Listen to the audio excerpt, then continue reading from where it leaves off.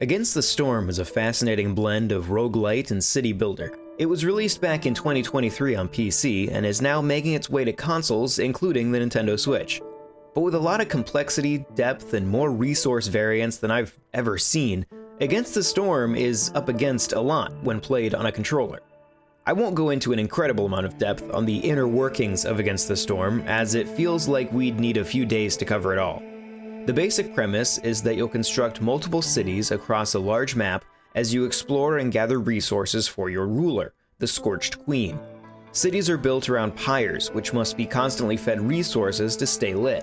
The warmth of these pyres is crucial to the survival of your populace as they hold off against the storms that ravage the world. To keep the pyre lit, you'll need to gather wood and other resources, but cutting into the surrounding forests brings with it unique dangers and rewards.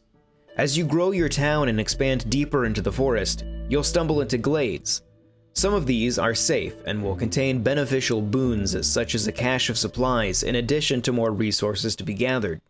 Others may be larger and present you with greater rewards, but will carry with them substantial risk. These risks come in the form of events that must be completed within a set amount of time to avoid a severe negative effect. Completing these tasks will require you to have a specific resource available to you, but you won't know what those are until you enter the glade.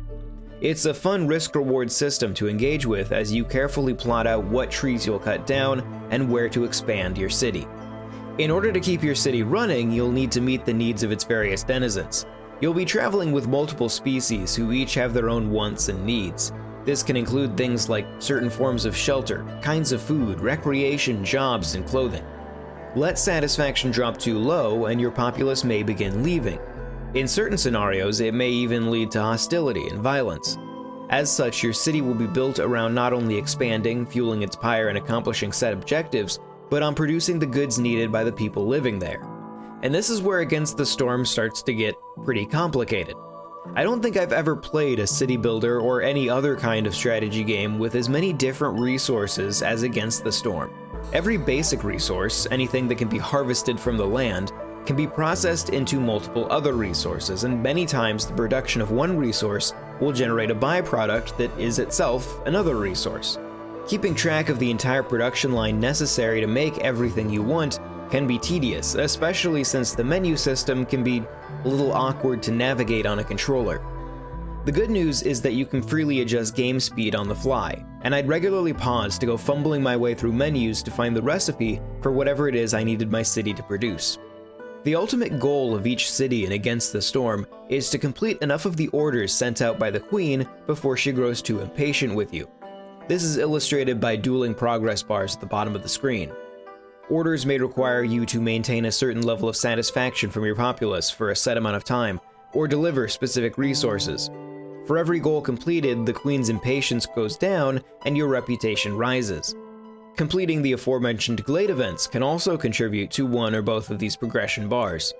Upon completing an expedition, successfully or not, you can purchase permanent upgrades to carry with you into the next. I primarily played Against the Storm on a Switch 2, where it ran extremely smoothly both docked and in handheld mode. Switch 1 performance is also solid, though perhaps not quite as snappy. Either way, this is a solid port from a technical standpoint. The greatest struggle it faces is in converting a complex mouse and keyboard title to a controller. While I got used to the overlapping combos of button presses to access various screens, navigating tabs with the D-pad remained unruly for the entirety of my time with the game. I had a lot of trouble just selecting the option I wanted and regularly felt like the selection cursor wasn't moving where I expected it to.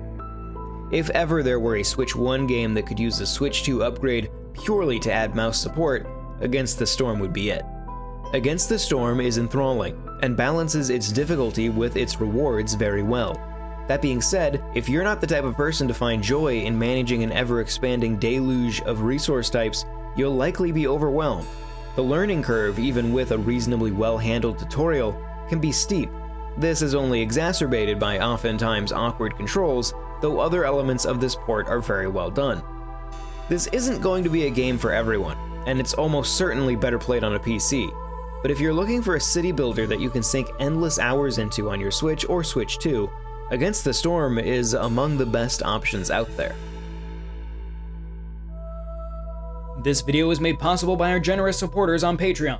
Check out patreon.com/NWR for all the details.